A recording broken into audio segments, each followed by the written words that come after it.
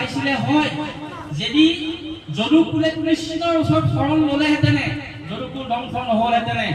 কিন্তু যদুকুলে কি কৰিলে কৃষ্ণক ভগৱান হিচাপে মনা নাছিলে তেওঁলোকৰ ৰজা হিচাপেহে মানিলে আৰু কৃষ্ণক ক'লে তুমি কোনো নহয় আমি প্ৰবাসত যাম আৰু তাত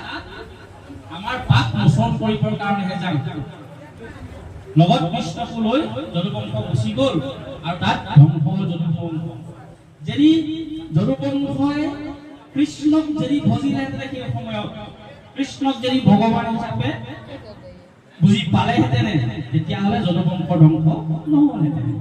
তদ্ৰূপ আজি আমাৰ অৱস্থা একেই আমি ভকত বিচাৰি ঘূৰি ফুৰো এজন ভকত নহয় কৃষ্ণ অপৰাধে আমি কওঁ এই এজনটো লং পেণ্ট পিন্ধি ঘূৰি ফুৰে আমাক এজন ভকত নহয় কওঁ নে নকওঁ বাৰু নিশ্চয় কওঁ